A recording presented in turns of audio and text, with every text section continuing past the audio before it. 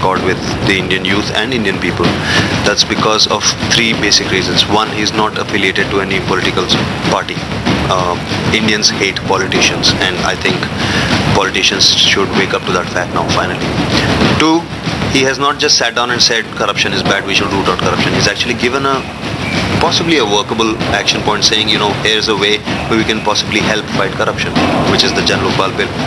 And thirdly, his protest is very non-violent, which is ingrained in the Indian psyche. I think it's coming back, and it appeals to a lot of people.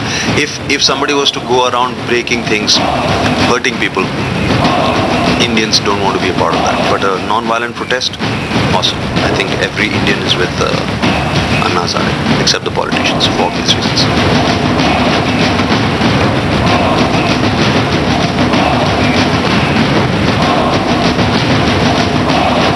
Indian people, that's what I'm going to say, India doesn't want to be apathetic anymore. They want to fight for their rights. They want to change. They want change. And since change is the only constant in everybody's life, I think we're going in the right direction. And it speaks positively for the Indian people. So hopefully something will come out of this movement, and it's just not going to be forgotten.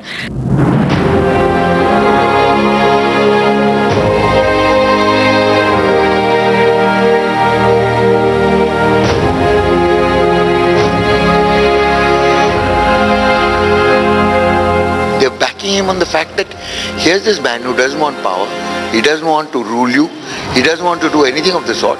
He just wants the government, whichever government it is, to be able to be serious about tackling corruption, which they don't seem to be. That is the issue.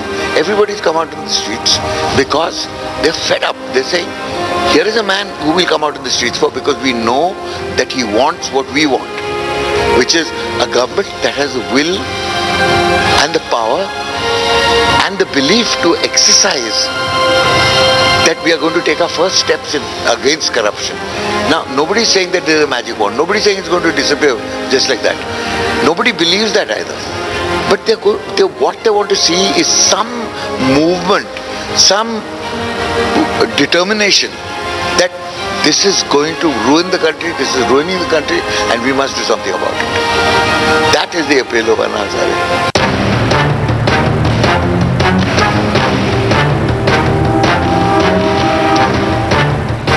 What is at the core of the identification is in some ways neither the cause of corruption nor Anna Hazare or his persona. It is actually the sense of being sick of the political system and the fact that the kind of people who are ruling the country and the manner in which they are ruling it is seen to be something that is, that does not represent the middle class. It does not represent the aspirations of the middle class.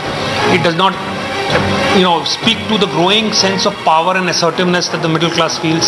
So there is a disconnect that is taking place between the middle class and the way it sees itself, and then when it looks at its leaders and it finds them unworthy of being people who can lead them. And I think it's this disconnect and this disgust at a certain level for the kind of political system that has evolved. So at a certain level, this is a rejection of the political system that has taken the form of an anti-corruption movement, which in turn has found leadership in the very unlikely persona of Anna Hazare. But the core is neither really Anna Hazare nor really corruption itself. It is a larger disdain and disgust with the existing political system.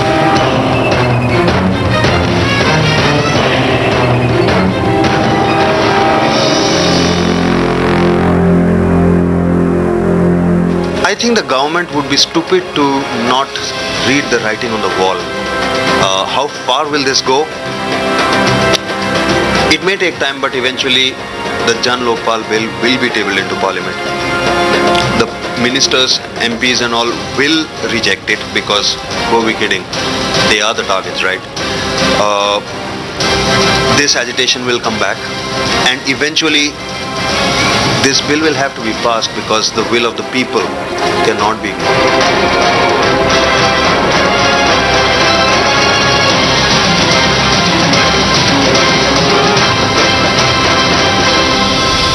People in India are able to identify with Anna Hazare ji to such an extent that he has become more than just a man, he's become an idea. Everybody wears t-shirts and caps in India saying, I am Anna Hazare.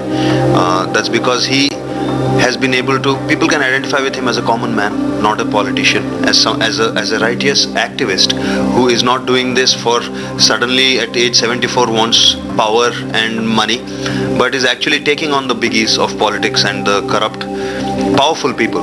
And Indians identify with the underdog, with somebody who's taking on the powerful people.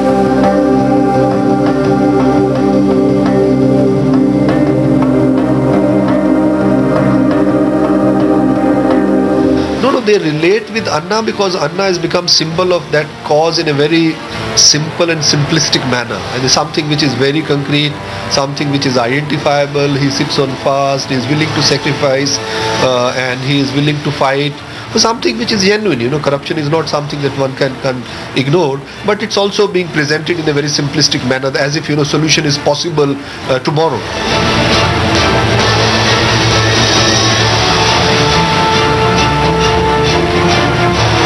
I guess somewhere, all of us need and look for a leader who is idealistic, who is true, who is honest, who is sincere in his andolan, in his movement, in his effort. So obviously, and who has got a lot of credibility. So obviously, this is one factor which all of us connected to with Annaji. Most of all, credibility, definitely, and his sincerity.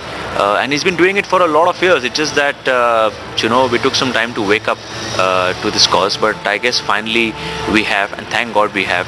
And I'm just happy for the fact that somewhere as the countrymen, as the citizens of this country, and as Indians, all of us have come together for a common cause, because, as I said, we're just fed up with this government and the corruption.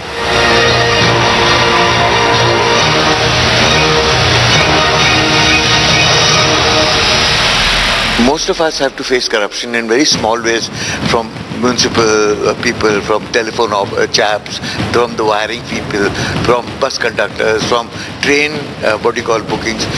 We can live with that to a certain extent.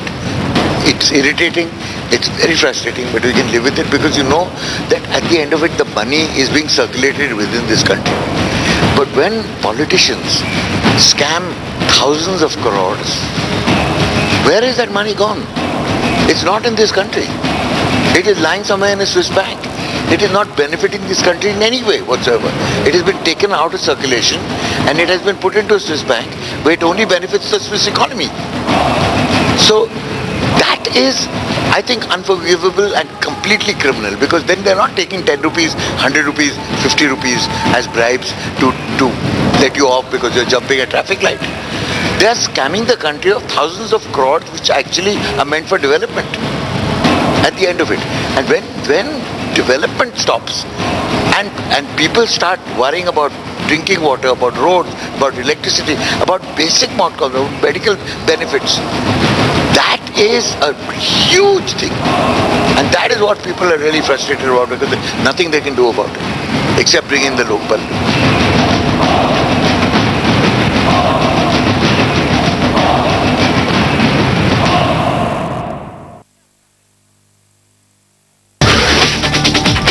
Every milliliter of oil that powers the Scuderia Ferrari has a team of over 50 Shell scientists working in laboratories around the world.